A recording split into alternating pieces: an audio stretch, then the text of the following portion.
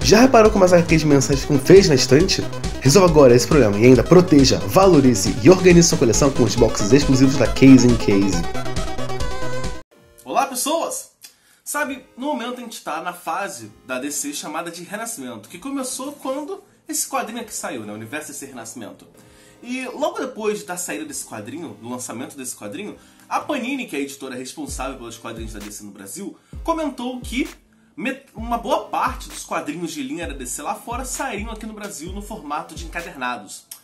E eu deixei passar esses quadrinhos na época de comentar aqui no canal pelo fato de que o foco aqui no meu canal e na minha coleção é justamente nas mensais, nos quadrinhos mais baratinhos.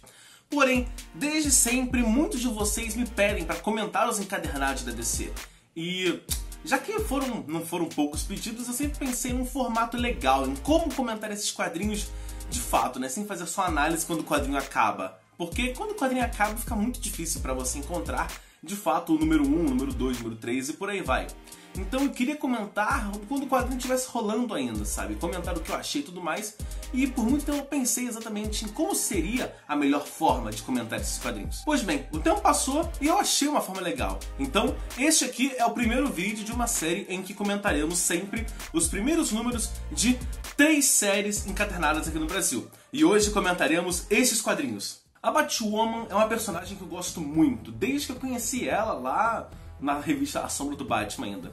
E quando ela conseguiu finalmente ter um encadernado próprio dela, eu fiquei muito empolgado, porque as diferenças dela pro Batman regular são muito legais e dão uma aprofundada legal ao personagem. Porém, acontece que esse quadrinho aqui, ele não é exatamente uma porta de entrada perfeita para quem quer conhecer a Batwoman.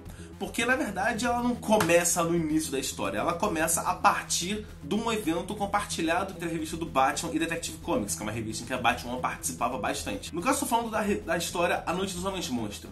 O que acontece é que Gotham começa a ser atacado por uma onda de bichos bizarros e criaturas monstruosas, e quando Batman, Batwoman e Bat-Família começam a investigar toda a situação, vem que é por conta de uma droga que está sendo traficada para dentro da cidade, que promete dar poderes e habilidades diferenciadas a várias pessoas. Pois bem, dá um fuzuê todo, uma confusão danada, e no final da história o pessoal se divide entre quem vai ficar na cidade atuando e a Batwoman, que vai investigar de onde está vindo essa droga. Então a história do encadernado da Batwoman começa nesse ponto, em que ela vai lá pro outro lado do mundo investigar de onde está vindo essa droga. Então, para você entender de fato esse quadrinho, o ideal seria que você lesse até esse momento na revista Detective Comics e Batman para entender de fato tudo, o que é um ponto um tanto negativo.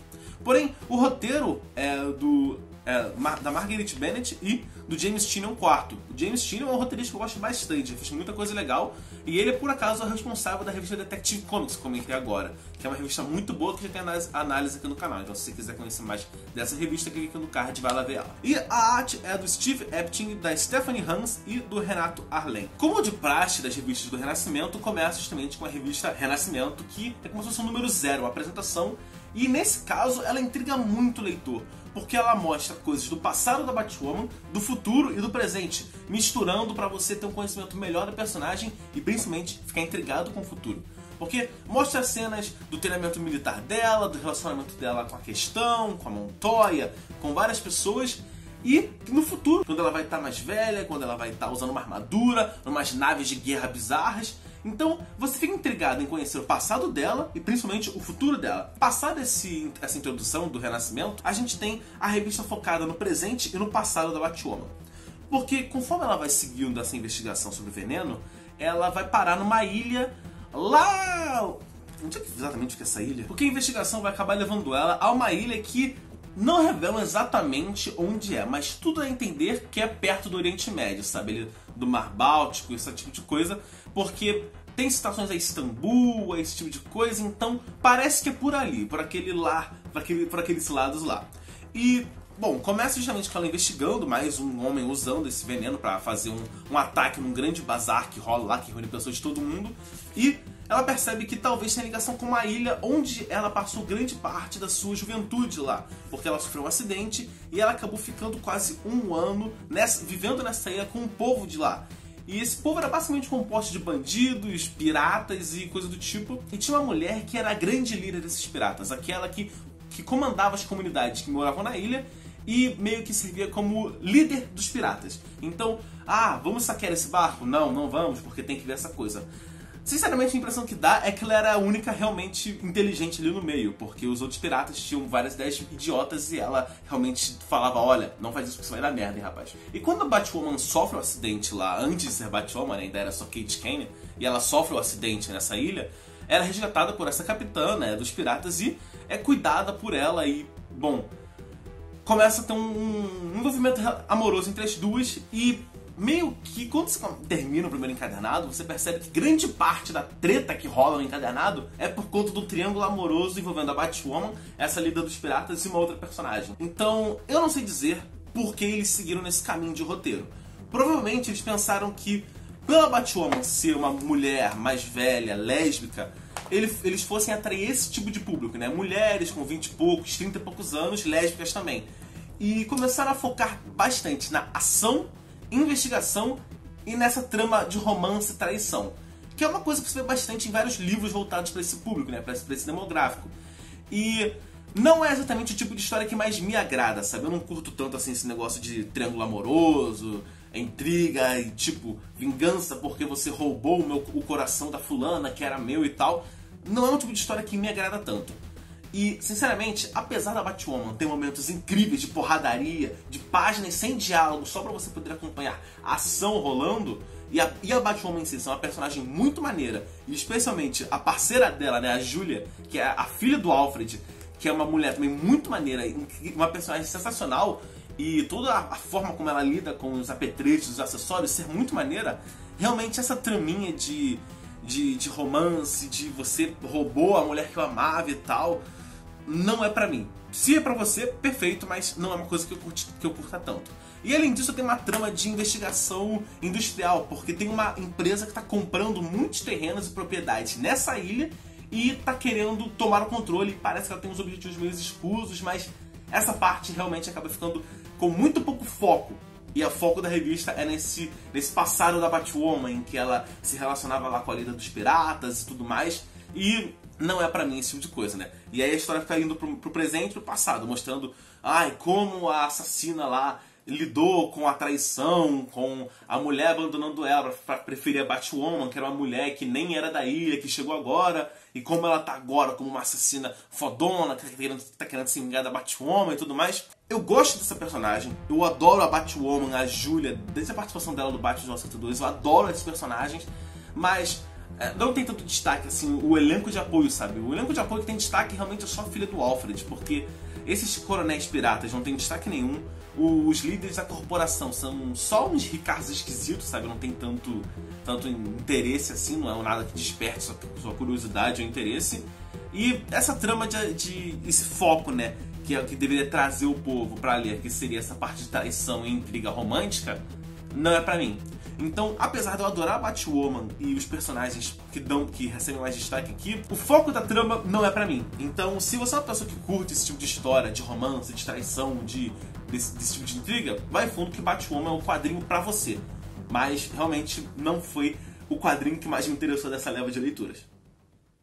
Quando rolou o Renascimento, muita gente ficou intrigada e motivada a ler o quadrinho do Flash, justamente porque, cara, o personagem que mais recebe destaque aqui, né, a grande revelação do Renascimento, tem muito a ver com o Flash. Então muita gente foi logo seca no quadrinho do Flash, porque parece que vai ter revelação, né? Aqui que vai rolar as grandes intrigas, os próximos passos dessa narrativa tão grandiosa da fase da DC. Bom, a primeira coisa que você percebe quando lê o encadernado do Flash é que isso não é verdade. Aqui nós não teremos as grandes revelações do que está acontecendo. O foco é só no Flash e só lá na frente, quando rolar a história com o Batman, do Bottom, que essa história vai ter envolvimento do Flash mesmo. Então, já prepara a expectativa. Aqui você não vai ver de fato a continuação da história do Renascimento. Porém, isso não quer dizer que a história seja ruim, porque o foco na história é claramente no Flash.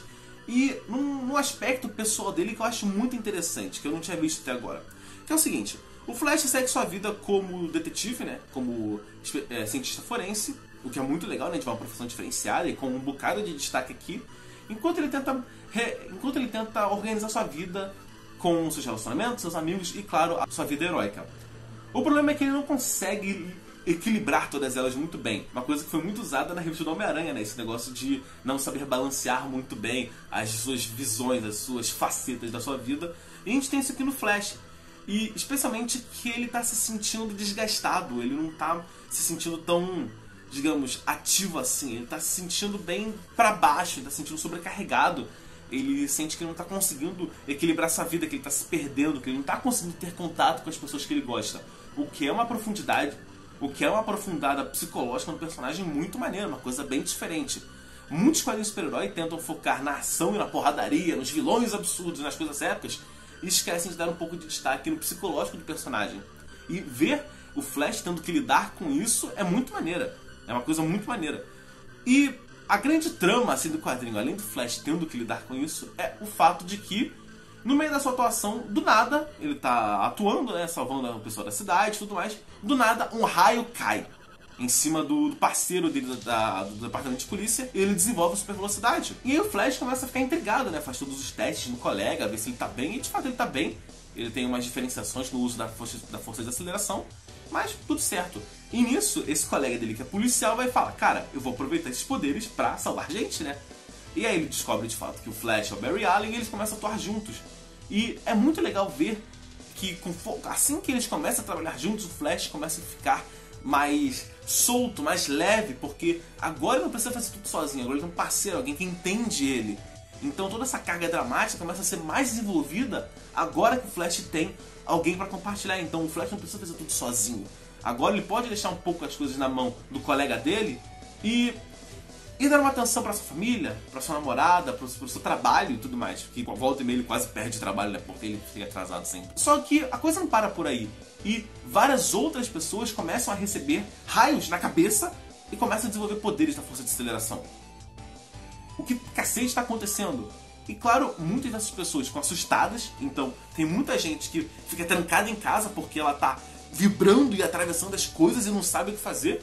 E tem muita gente que fala, vou roubar banco? Então agora o Flash, esse parceiro dele, esse novo parceiro dele, né, tem que começar a lidar com esses novos poderes da força de aceleração e tentar lidar com essas novas pessoas. Então, prender esses novos criminosos que estão surgindo, treinar as pessoas, né, para controlar esses poderes, para não sair fazendo merda pela cidade, né, atravessando o prédio, e ao mesmo tempo investigar por que isso está acontecendo, por que está rolando essas tempestades de força de aceleração, de onde é que está vendo isso. E vamos lá, o roteiro é do Joshua Williamson e a arte principal é do Carmine de Giandomenico, com alguns traços do Neon Good, Philip Watanabe, Andrew Curry ou Claire Albert. Vamos lá, a arte é uma das coisas que eu mais gostei nessa revista, porque ela é bem diferente do padrão de super-herói, né? O Flash é bem mais estilizado, que é uma coisa que eu gosto muito, né? Foge daquele padrãozão de quadrinho. Isso é muito legal. A trama em si, o roteiro, né, que eu comentei pra vocês, é muito legal. Consegue dar uma equilibrada muito maneira entre essa carga psicológica do Flash, que eu gostei muito, desse drama da vida dele, né, tentando resolver as coisas e tudo mais. A investigação, né, que enquanto ele tá tendo que fazer essas coisas de super-herói, ele tem que investigar crimes e ajudar as pessoas. E todo esse negócio de como ele tá lidando com novas pessoas com a força de aceleração. Porque uma das coisas que tá motivando o Flash, deixando ele empolgado agora, é que ele pode ensinar, ele pode ser um professor de novo, ensinar sobre para as pessoas como a força de aceleração funciona, e isso dá uma aliviada na carga dele, o que é muito legal. Então o roteiro e a arte funcionam muito bem nesse sentido. O problema é a narrativa, ou seja, como a história é contada, porque isso vai parecer muito contraditório, mas ela é acelerada demais. Porra, Regis, é o quadrinho do Flash, né? Um velocista, o que tu esperava? Calma. Uma coisa é a história e o personagem serem rápidos, outra coisa é a narrativa ser bagunçada porque ela é acelerada demais. Por exemplo, tem um momento em que, no espaço de 2 páginas, os personagens vão para 3 lugares diferentes. Então, na primeira página a gente tem eles indo para um lugar, estando num lugar, depois um pedaço das 2 páginas em que eles estão em outro lugar, e depois estão no terceiro lugar. Então, eles vão muito rápido para mais lugares, de um jeito que você fica confuso. Não é porque o personagem é rápido que você que a história é bagunçada e acelerada de um jeito que você não consegue acompanhar. É como se você tentasse ver um filme na velocidade 2, em que as coisas acontecem muito rápido e você não consegue acompanhar o filme. Você se perde ali no meio. No caso do Flash, você às vezes fica perdido e isso dá uma zicada, sabe? Às vezes você não consegue acompanhar o que está acontecendo, você só percebe quando a coisa já acabou. Então, Talvez seja coisa do roteirista não ter ainda se encontrado, né? Porque a gente sabe que leva algum tempo pro roteirista e pro artista acharem o ponto certo da revista, sabe? Se encontrarem e fazerem a coisa funcionar. Então, eu acho que nos próximos números a coisa vai melhorar, mas nesse aqui a coisa ficou um pouco bagunçada, um pouco realmente perdida assim. Então, a narrativa não é assim a melhor coisa, mas pela arte ser diferente, dar um ar de frescor para quem tá acostumado a ler quadrinhos, e a história ser muito legal, essas três vertentes, né? Do Flash Barry Allen, com o negócio mental dele, da vida pessoal do Barry e dessa grande ameaça esquisita, né? Eu sinceramente não achei tão interessante quando eu li a sinopse, né? De uma tempestade da força de aceleração e um monte de velocistas estar aparecendo, mas a forma como foi executada me surpreendeu e me agradou bastante. Então, no geral, a revista do Flash me intrigou muito e eu tô muito interessado em continuar lendo, porque além do Barry Allen ser muito legal, o elenco de apoio que é apresentado é muito maneiro. Então, parabéns Flash, você me convenceu a continuar lendo você. Uma das coisas que eu mais valorizo em contar histórias é quando a pessoa pega um personagem, uma coisa que já está muito bem estabelecida na mente de todo mundo e começa a trabalhar conceitos que não foram apresentados antes. Começa a pensar, peraí, isso aqui que ninguém nunca pensou sobre. E isso é uma coisa que me intriga muito, que eu fico muito interessado. Por exemplo, tá bom, vamos ver, Robin Hood.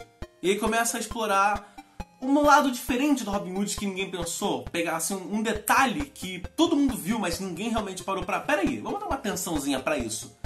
E eu fico muito feliz em ver que é exatamente o que fizeram com a revista do Aquaman. Assim como as outras revistas, o número 1, né, que é o renascimento do Aquaman, ela dá uma apresentada no personagem, você entende como as coisas funcionam. Então, apresenta o Aquaman, apresenta a Mera, apresenta a Atlântida, apresenta, tipo, os vilões principais, o que vai acontecer no futuro. Mas quando a revista começa mesmo, você vê uma evolução no personagem e no universo da DC muito interessante e que não tinha sido explorada até agora. Por que acontece? O Aquaman consegue estabelecer um contato legal com a Terra a ponto de conseguir ter uma embaixada Atlante nos Estados Unidos. E o quadrinho começa justamente com a inauguração dessa embaixada. Então vai ter um monte de embaixadores de vários países, vários diplomatas, vários repórteres, muita gente ali falando, ok, vamos conhecer os Atlantes. E o Aquaman tá bem tentando manter a pose, porque, cara, é um momento muito importante da vida política e social dos Atlantes e dos humanos. Então você vai ver vários dos guardas Atlantes, do pessoal lá que tá fazendo as coisas, assim, tenso, porque alguns não gostam de humanos, sabe? Incluindo a Mera. A Mera não gosta de humanos. Mas ela vai falar, cara, isso aqui é muito importante pro futuro da Atlântida e da Terra. Então, se a gente quer ter uma convivência boa com os humanos, é bom que a gente faça esse evento aqui funcionar bem, fazer a embaixada funcionar. Então, como agora é a inauguração, o momento de mais holofote para essa coisa, tudo tem que ser perfeito. Então a Mera tá sendo uma boa diplomata, o Aquaman tá mostrando pro povo a culinária atlante, como as coisas funcionam, a politicagem, a arquitetura, né? Porque a embaixada é diferente das embaixadas que a gente tem aqui no nosso mundo, né? Em que são basicamente prédios ou casas em que o pessoal trabalha com burocracia. Na embaixada Atlântida tem coisas embaixo da água, sabe? Tem uma arquitetura diferenciada para mostrar realmente o traço dos arquitetos atlantes, que é muito maneiro. E o pessoal tá meio tenso porque, cara, a segurança tem que ser muito mais reforçada, porque é o momento que mais vai ter gente, o momento mais importante, e é exatamente o momento em que o Arraia Negra tenta fuder com tudo. Porque o Arraia Negra ele quer acabar com o Aquaman, e se ele puder fazer isso de uma forma mais pública possível, ele vai fazer. E é nesse momento que o Aquaman tá tendo mais holofote. Então a história começa justamente com isso. O Aquaman, a Mera e o povo Atlante tentando fazer tudo ser perfeito na inauguração dessa embaixada, e o Arraia Negra vai lá e faz merda. Mas o Aquaman até consegue controlar a situação, né? Prende o Arraia, consegue entregar ele para o pessoal, né? Imobiliza ele e entrega para as autoridades.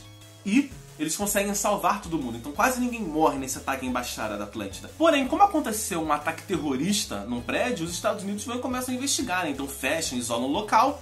E aí quando os Atlantes vão voltar lá para recuperar essas coisas e começar a reconstruir, tá lá um monte de soldado dos Estados Unidos fechando o lugar e falando que Atlante não pode entrar. Ok. E aí o Aquaman e a Mera fazem o quê? Eles marcam uma reunião com o presidente dos Estados Unidos para resolver essa situação, para ajudar a investigar, para liberar aquele lugar, porque ali é um lugar Atlante, né? E aí o Aquaman e a Mera chegam na Casa Branca e falam, ó, a gente tem horário marcado, a gente vai conversar com o presidente. O presidente não tá, então ele começa a falar com o secretário de Estado-Geral.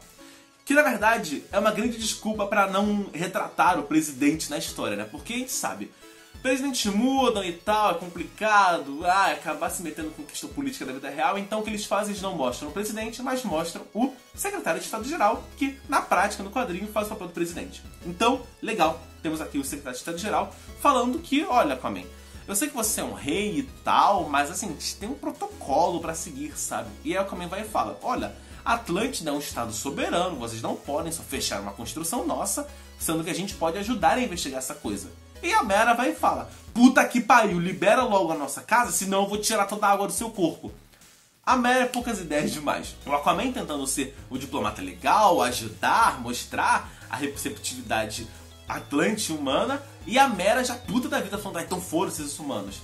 Mas tentando manter uma pose elegante, porque agora ela é uma representante de um estado próprio. Só que aí do nada, submarinos terrestres do povo da Terra são atacados por Atlantes. E aí o Aquaman é preso porque Atlantes estão atacando. E logo você é líder dos Atlantes, então você vai ser preso pra garantir que não vai fazer mais merda. Então o quadrinho vai ser focado justamente na trama política entre Atlântida e Terra. O Aquaman tentando o máximo possível tentar manter as coisas perfeitas, a relação entre humanos e Atlantes legal. O governo dos Estados Unidos sendo, como sempre, né, Deus abençoe a América, tentando ser sempre o invasivo, né, o poucas ideias, se der um peidinho já acabou tudo, vamos invadir tudo, vamos metralhar tudo. E o pessoal da Atlântida tá falando, cara, o nosso rei tá preso. Manda as naves de guerra, vamos liberar ele dessa prisão agora mesmo, porque isso é absurdo. São 3 vias e tudo o Aquaman tentando mediar tudo, sendo de fato o rei da Atlântida, o líder da coisa toda. Então é muito menos o Aquaman como herói e muito mais o Aquaman como o líder, o rei do lugar todo. E claro, ele tem vários momentos em que ele mostra por que ele é o rei e por que o povo da Terra tem que respeitar a Atlântida. Então, quando o povo vem liberar ele da prisão, ele vai falar, não, volta todo mundo pra Atlântida. Eu tô aqui porque eu quero, porque se eu quiser, ó, ele estoura assim a algema e fala, se eu quiser eu saio daqui a hora que eu quiser. Mas eu quero ficar aqui porque eu quero mostrar pro pessoal da Terra que eu tô querendo colaborar, que eu quero fazer as coisas funcionarem. Então eu tô aqui porque eu quero. Só pra mostrar um sinal de boa fé entre nós dois. Mas não se engane, eu saio daqui a hora que eu quiser, tá bom? Mas não precisam se preocupar, volta pra água que eu resolvo isso aqui. Então tem vários momentos muito fodas do Aquaman sendo um rei muito foda, um líder incrível e mediando as coisas de um jeito absurdo. Então, você começa a ver o governo dos Estados Unidos se mexendo, o governo da Atlântida e o Aquaman no meio, e você vai ficando tenso, porque cacete, eles mandaram um tanque de guerra pra parar a Mera. Ou então, caralho, o pessoal da Atlântida tá liberando os monstros marinhos pra atacar a Terra. E aí o Aquaman chega e bota a moral e fala, não, você para e você para. Eu vou resolver isso aqui. Então, cara, se você não conhece nada do Aquaman, nada, sei lá, só viu o filme, ou nem viu o filme, esse aqui é o quadrinho perfeito, porque ele vai apresentar o Aquaman, a Mera, o Arraia Negra, como o Atlântida funciona, vai mostrar muito bem como tudo funciona, e mais, vai mostrar porque o Aquaman é um personagem foda, e porque ele é um rei absoluto e sensacional. Então, dos quadrinhos de hoje, sinceramente, Aquaman é o que mais me intrigou e o que eu mais estou com vontade de continuar lendo. Então é isso, pessoal. Hoje comentamos aqui o número 1 de Batwoman, Flash e Aquaman. E no próximo vídeo comentaremos o número 1 de Arqueiro Verde, Asa Noturna e Supergirl. Então, o que vocês acharam desse vídeo? Ficou interessado? Achou que eu cobri bem os números 1 dessas revistas e tudo mais? Porque se esse vídeo for bem recebido, nós continuaremos comentando de 3 em 3 os encadernados do DC Renascimento. Então, a sua resposta a esse vídeo é muito importante. Então, quem acompanha o canal sabe que eu não sou o tipo de pessoa que pede para vocês comentarem, curtirem e se inscreverem. Porém, como esses vídeos dão trabalho, isso aqui é uma iniciativa que não é para parar aqui, é para ser uma série em que eu vou comentar absolutamente todas as revistas encadernadas da DC, eu preciso que vocês mostrem que vocês apoiam essa ideia e gostaram do que eu fiz aqui. Então, por favor, se você gostou, comenta aí, curte o vídeo, se inscreve no canal e, claro, acha que eu posso melhorar, que eu esqueci de falar alguma coisa, que eu esqueci algum ponto interessante, coisas que eu posso comentar mais pra frente, comenta aí que eu vou melhorando pra trazer o conteúdo mais interessante e mais legal pra vocês. Então, é isso. Eu espero que vocês ficarem interessados em conhecer esses quadrinhos, conhecer o universo fabuloso da DC. E, claro, tenham gostado desse vídeo. Então, eu vou ver você no próximo e falou!